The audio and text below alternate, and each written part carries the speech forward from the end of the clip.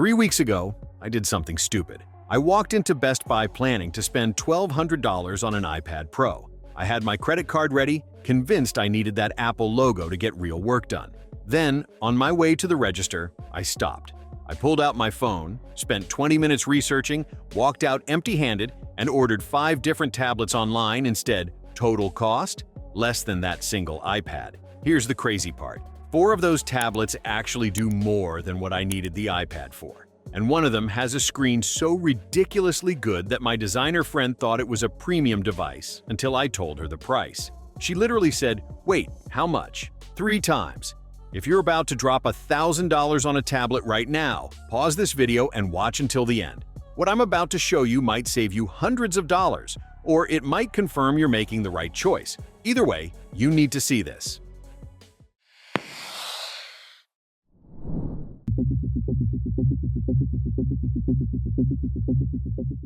Look, I'm not here to trash premium tablets. I've owned 6 iPads over the years, and I've tested 47 different tablets in the last 12 months for this channel. I know what good looks like. But something changed in 2025. The budget and mid-range tablet market got really good. We're talking flagship-level displays, powerful processors that handle actual work, and build quality that doesn't feel cheap anymore.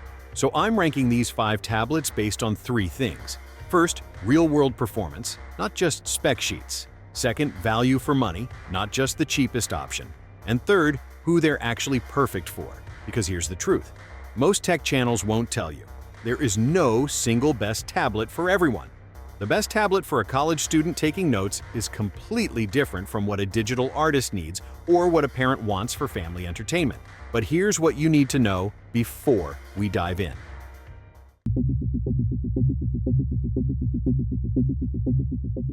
If you're deeply embedded in the Apple ecosystem, with an iPhone, MacBook, AirPods, and all your files in iCloud, honestly, just buy the iPad. The seamless integration is worth the premium for you. Same goes if you need specific pro apps like Procreate, LumaFusion, or if you're doing serious music production. These budget tablets can't replace that workflow, and I'm not going to pretend they can. But if you're everyone else, if you mainly stream content, browse the web, check emails, take notes, do video calls, play casual games, and maybe do some light productivity work, you're massively overpaying for features you'll never use. It's like buying a Ferrari to drive to the grocery store. Sure, it's impressive, but you're spending $50,000 extra for a trip that a reliable sedan does just as well. Now, let me show you those reliable sedans that perform like sports cars.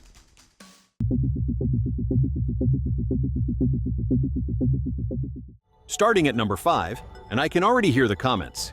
Did he seriously put an Amazon Fire tablet on this list? Yes. Yes, I did. And before you skip ahead, hear me out.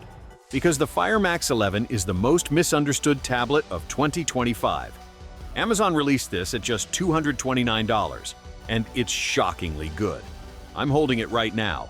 This thing has an 11-inch 2000 by 1200 resolution display, an aluminum unibody that feels premium, not plasticky like the older Fire tablets, and a fingerprint scanner built into the power button. For $229, most budget tablets at this price give you chunky bezels and last-generation processors. Not this one. The MediaTek chip inside isn't going to win any speed records, but for streaming Netflix, browsing Reddit, jumping on Zoom calls, and playing casual games, it's perfectly smooth. I've been using this for 3 weeks as my couch tablet, and the battery life is incredible. Amazon claims 14 hours of mixed use, and I'm actually getting close to that. I charged it last Friday, used it throughout the weekend for watching shows and browsing, and it's still at 32% right now. Here's where it gets interesting. You can bundle this with Amazon's keyboard case and stylus for under $330 total. That turns it into a genuinely functional productivity device. I wrote half of last week's video script on this thing at a coffee shop. Is it replacing my laptop? No, but for basic writing, emails, and organizing notes, it works surprisingly well. Now the massive caveat. It doesn't come with the Google Play Store. You're locked into Amazon's app ecosystem unless you're comfortable sideloading apps, which most people aren't. If you rely heavily on Google services, specific Android apps, or you want seamless app availability, this isn't for you. But if you're primarily consuming content, especially if you already have Amazon Prime, this tablet is an absolute steal. The integration with Prime Video, Kindle, and Audible is seamless, and for families who share an Amazon household account, this is probably the smartest budget option available.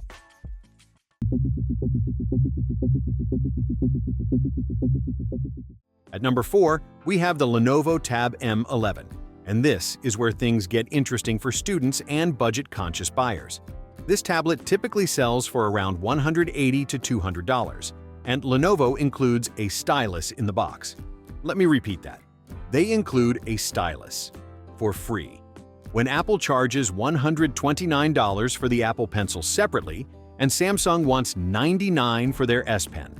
The Tab M11 has an 11-inch IPS display running at 1920 by 1200 resolution with a 90 Hz refresh rate.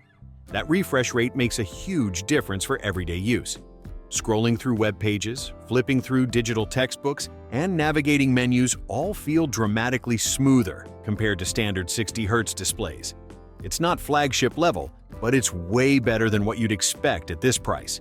Under the hood is a MediaTek Helio G88 processor with 4 GB of RAM and 128 GB of storage plus. There's a microSD card slot if you need more space. Is this going to handle intense gaming or heavy video editing? Absolutely not. But for note-taking during lectures, reading PDFs, watching YouTube, doing research with multiple browser tabs open, and light productivity tasks, it handles everything smoothly. Here's what surprised me most. I bought this for my nephew who just started college, and he's been using it for 2 months now. His biggest compliment? I forget I'm not using an expensive tablet. That's the highest praise a budget device can get. It just works without constantly reminding you that you bought the cheap option. The 7,040 mAh battery easily lasts through a full day of classes with note-taking and web browsing, and the standby time is impressive. He'll leave it unused for a couple of days and barely lose any charge. The downsides are real, though. The display isn't very bright, so using it outdoors in direct sunlight is challenging. And with only 4 GB of RAM, if you're the type who keeps 20 apps running simultaneously, you'll notice occasional slowdowns. But for most students, writers, casual users, and anyone who wants a reliable tablet for under $200, this is the smart choice. Quick question before we continue. Which tablet so far matches your needs best? Drop a comment with FireMax for Amazon or Tab M11 for Lenovo. I'm genuinely curious what you're leaning toward, and if you haven't subscribed yet, do that now, because the top 3 tablets I'm about to reveal are where this gets really interesting. Especially number 1, I'm still kind of shocked it exists at its price point.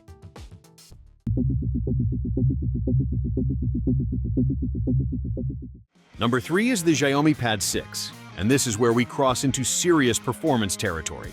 This tablet launched in 2023, which means it's technically the last generation, but here's why that's actually perfect for us. You can find it now for around $300 to $350, depending on sales and your region. And what you're getting is essentially a flagship tablet from 2 years ago at half the original price. Inside is a Snapdragon 870 processor. Now, if you don't follow mobile chips, let me put this in perspective. The Snapdragon 870 was the chip powering premium phones and tablets just 2 years ago. It's still more powerful than most budget and mid-range processors released in 2025. This thing handles demanding games like Genshin Impact, video editing in apps like KineMaster, photo editing with complex filters, and heavy multitasking without breaking a sweat. The display is gorgeous, 11 inches with 2880 by 1800 resolution, which Xiaomi calls WQHD+. But here's the kicker. It runs at 144 Hz. Most premium tablets, including several iPad models, cap at 120 Hz.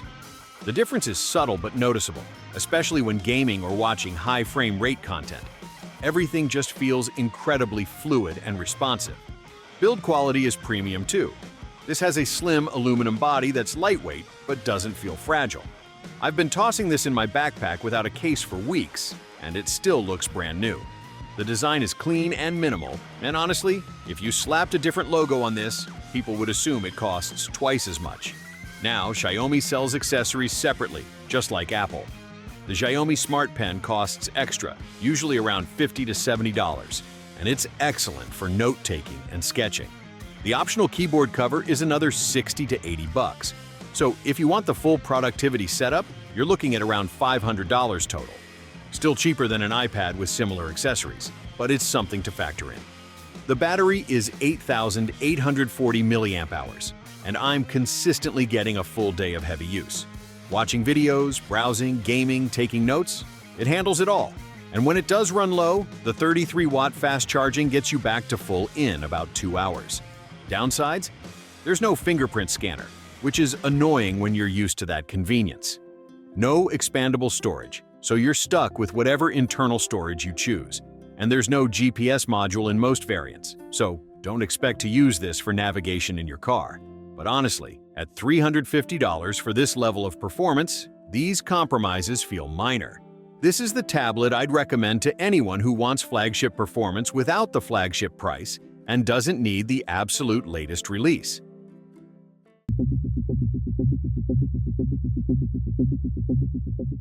At number 2, we have the Xiaomi Pad 7, which just launched in late 2024 and early 2025 depending on your market. This is essentially the updated version of the Pad 6 I just talked about, but Xiaomi made some smart improvements that matter. The processor is now a Snapdragon 7 Plus Gen 3. Now, if you're thinking, wait, isn't that a downgrade from the Snapdragon 870? On paper, maybe. But Qualcomm's newer architecture means better efficiency, improved graphics performance for gaming, and enhanced AI features. In real-world use, the Pad 7 feels just as fast as the Pad 6, but runs cooler and gets slightly better battery life. Speaking of battery, this one packs an 8850 mAh cell, and Xiaomi bumped the fast charging to 45 watts. That means you can go from empty to full in about 90 minutes. The standby time is exceptional too. I've left this sitting unused for 3 days and came back to find it had only dropped 5%. That's impressive efficiency. The display is where Xiaomi really focused their upgrade. This is an 11.2-inch LCD panel with 3200 by 2136 resolution, running at 144 Hz just like its predecessor. Peak brightness hits around 800 nits, which means you can actually use this outdoors without squinting. I tested this on my balcony in bright afternoon sunlight, and while it's not OLED-level vibrant, it's totally usable. That's rare for LCD tablets in this price range. Build quality continues the premium trend with an aluminum unibody, symmetric bezels that look clean and modern, and the front camera positioned along the long edge. That last detail matters more than you'd think. When you're in landscape mode for video calls, which is how most people actually use tablets, having the camera centered on the long side means you're looking straight ahead, not off to the side. It's a small touch that shows Xiaomi actually thought about real-world usage. The accessories ecosystem is solid here too. The Focus Pen magnetically attaches to the side for charging and storage, and it works beautifully for handwriting notes or sketching. The Focus Keyboard turns this into a legitimate laptop replacement for light productivity work.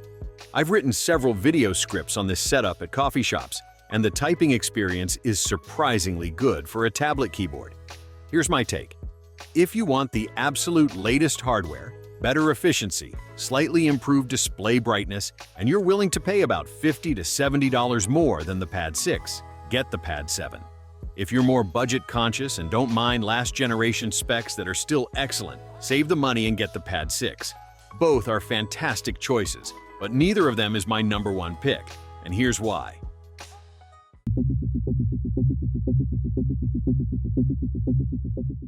The number one tablet that offers the best overall experience without breaking the bank is the Honor MagicPad 2. And let me explain why this beat out everything else, including tablets that cost significantly more. Honor packed a 12.3-inch OLED display into this thing with 3000 by 1920 resolution and a 144 Hz refresh rate. That's huge. Most tablets at this price use LCD panels. OLED means perfect blacks, infinite contrast, vibrant colors that pop off the screen, and better power efficiency because OLED pixels can turn completely off. But here's what really blew me away. This panel reaches 1600 nits peak brightness in HDR content. I need you to understand how insane that is. The iPad Pro with its mini LED display hits about 1600 nits in HDR. This Honor tablet matches that at a fraction of the cost. I've tested this side by side with an iPad Pro in a bright room with sunlight streaming through windows, and the Honor held its own.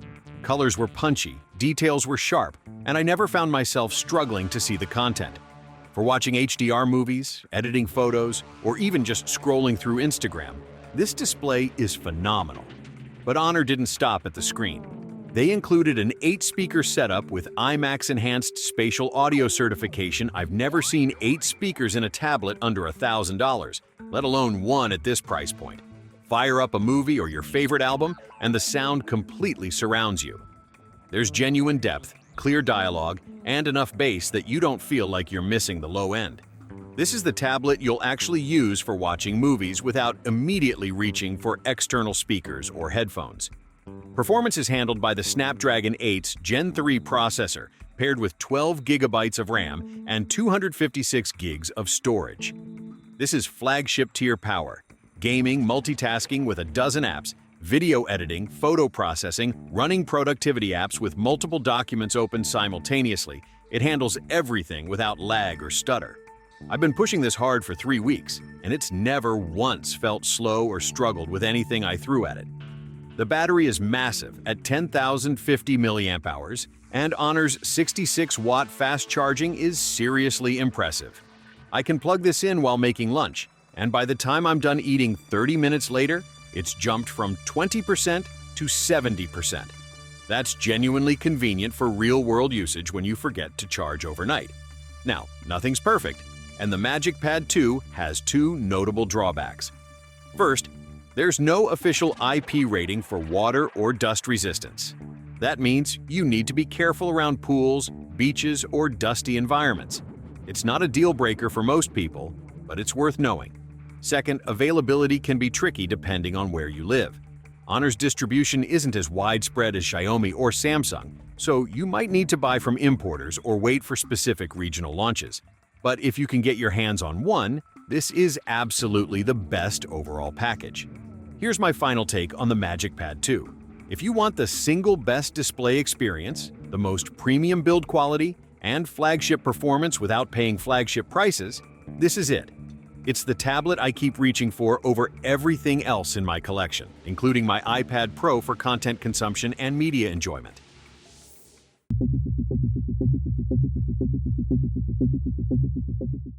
Here's the quick bonus tip before we wrap up. Tablet prices fluctuate dramatically based on sales, regional availability, and whether you're buying directly from manufacturers or through retailers. I've linked all 5 of these tablets in the description with current pricing and where to find the best deals. Those links get updated regularly, so check them before buying. Also, pay close attention to regional variants. Some of these tablets come in Wi-Fi only or LTE versions, different storage capacities, or varying RAM configurations that significantly impact price and performance. Make sure you're comparing the right model before pulling the trigger. So here's your action plan. First, figure out your primary use case. Are you mainly consuming content? Go with the Fire Max 11 or Tab M11. Need performance for gaming or productivity? Look at the Xiaomi Pad 6 or 7. Want the absolute best display and audio experience? The Honor MagicPad 2 is your answer. Second, if this video helped you avoid an expensive mistake or find the perfect tablet, smash that like button. Seriously, it helps more people discover these options instead of blindly buying overpriced alternatives. Third, drop a comment telling me which tablet you're going with, or if you have questions about specific use cases. I read every comment, and I'll help you make the right choice. And finally, subscribe and hit the notification bell because I'm testing new budget laptops next week. And if this tablet market taught me anything, the budget tech space in 2026 is absolutely wild. You don't want to miss that. Thanks for watching, and I'll see you in the next one.